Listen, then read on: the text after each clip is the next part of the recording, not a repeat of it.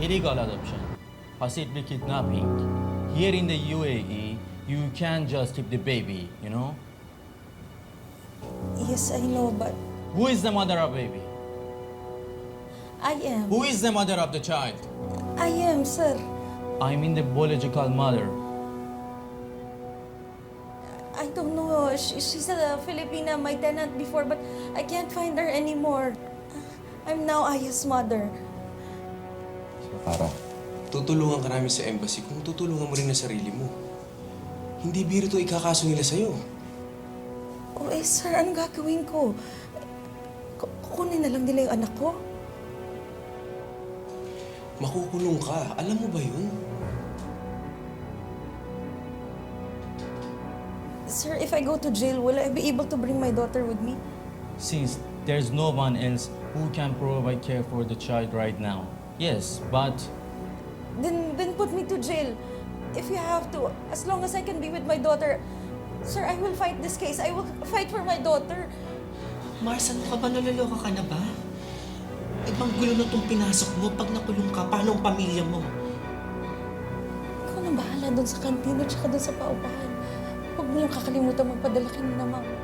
Ano, itatapon mo lahat ng pinundan mo? Bakit mo ginagawa to, Arlene? Magpapakulong ka para sa batang hindi mo naman dugo. Wala naman sa dugo ang pagiging ina. Nasa puso.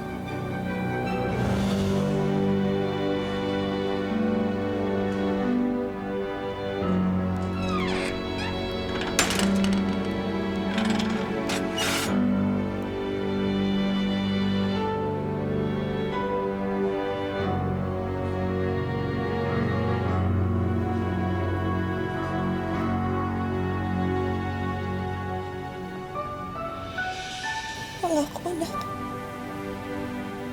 Kahit na anong mangyari. Hindi kita pababayaan. Hindi kita iiwan.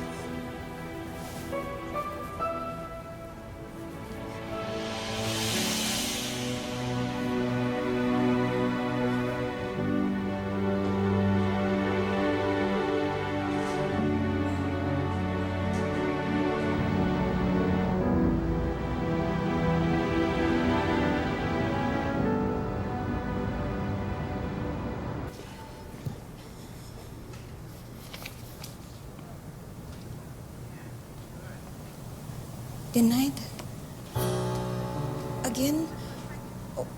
What does this mean? Are they gonna take my baby away? Have you tried writing the King of Dubai? I've tried everything. I just don't want them to take my daughter away. What can I do? Try writing the King of Abu Dhabi. He is the King of UAE. Shukran.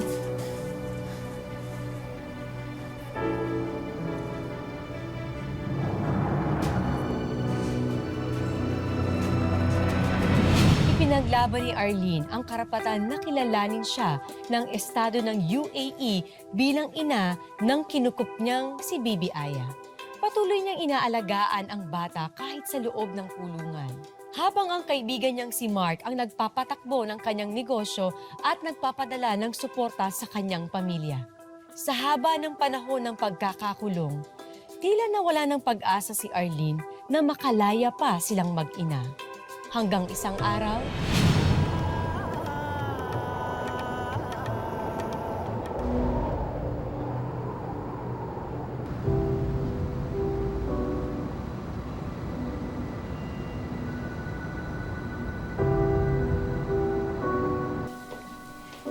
Arlene, I have a news for you. It all finally paid off.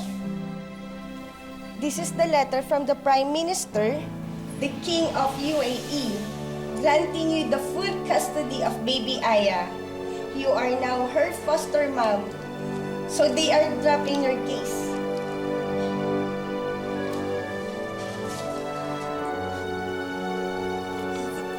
The king recognized me as Aya's mom. Anak, anak. Makakalaya na tayo. Makakauwi na tayo ng Pilipinas. Makakauwi na tayo.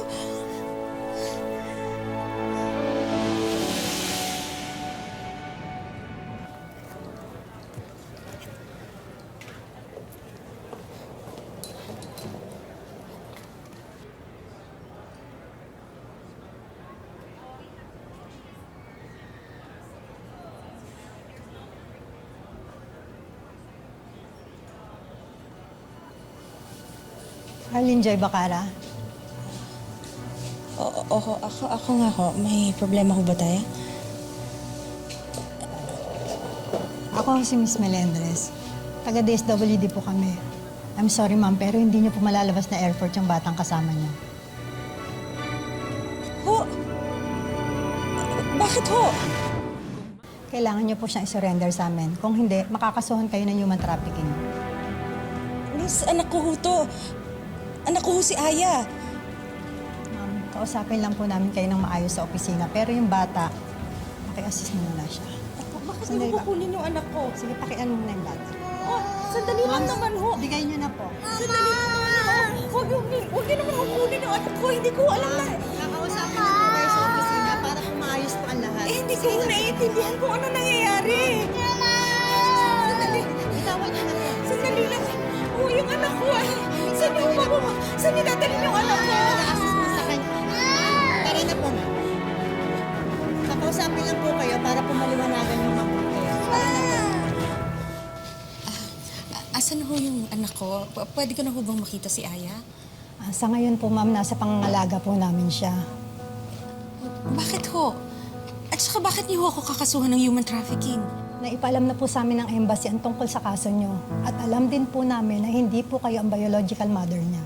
Ma'am, nagpakulong ho ako para sa batang yon. Meron din ho akong sulat galing sa hari ng UAE. Ito ho, dala-dala ko ho. Ma'am, nasa Pilipinas na po tayo. Pilipino po kayo pareho ng bata. Kahit nagbigay po ng recognition ng hari ng UAE, ang batas pa rin po ng Pilipinas ang kailangan natin sundin sa pag-ampon sa bata. Hindi po kayong may custody sa kanya.